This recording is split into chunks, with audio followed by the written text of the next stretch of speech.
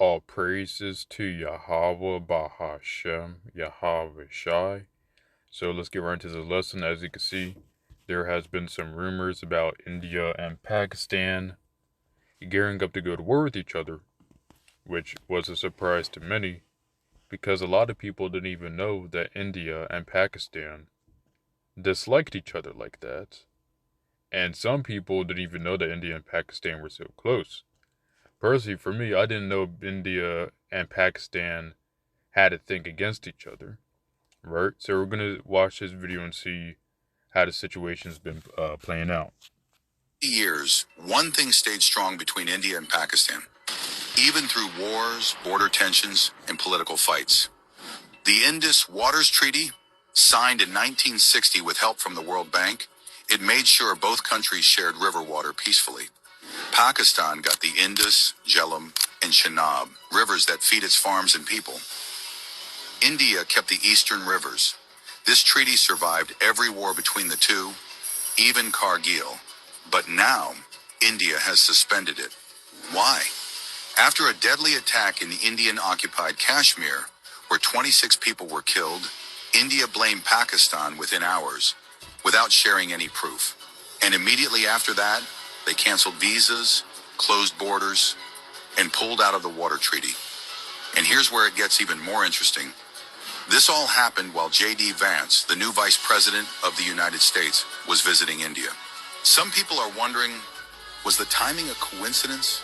Or was this moment used to make a bigger global statement? The real danger here is bigger than just water. India controls the headwaters of rivers Pakistan depends on. And now, under Modi's government, water is being used as leverage, a pressure tactic. Pakistan says India can't end the treaty alone. It's a legal agreement between both countries and the World Bank. But legal or not, the damage may already be done. And remember, both countries have nuclear weapons. This isn't just about politics anymore. It's about survival. And the whole world should be watching. Right, so now you have something really big, is that I knew India had nuclear weapons, but I didn't know Pakistan had nuclear weapons. So now, this war between each other isn't just a proxy war, this is a major war, an unexpected major war, because you have thermonuclear or nuclear missiles involved. And if a nuke, just one nuke that goes off, everything else will go off. So, this of course is gonna have more nations have the initiative to go to war uh with another nation, right? So as you can see, before the Iranian war with, and I believe recently Israel has bombed Iran.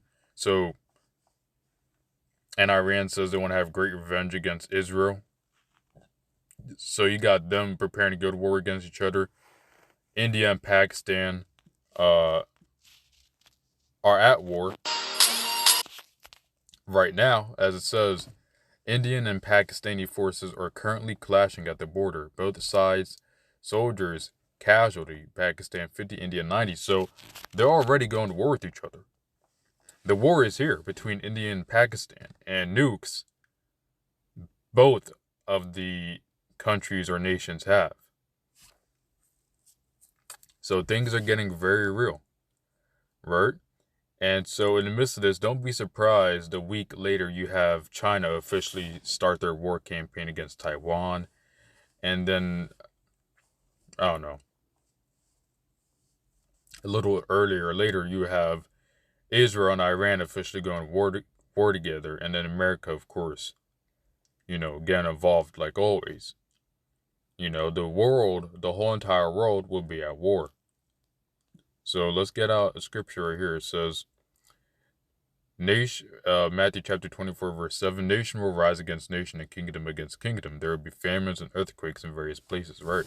So we have nations right now rising against nations and kingdoms against kingdom.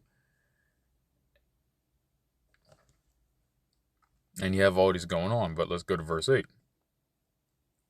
All these things are the beginning of birth pains, right? So Even though this is going on, the world still has to get worse. Verse 9, then you will be handed over to be persecuted and put to death, and you will be hated by all nations because of me, right? So we will be hated for the testimony of for Yahweh Shai, right? Because we're not of the world, right?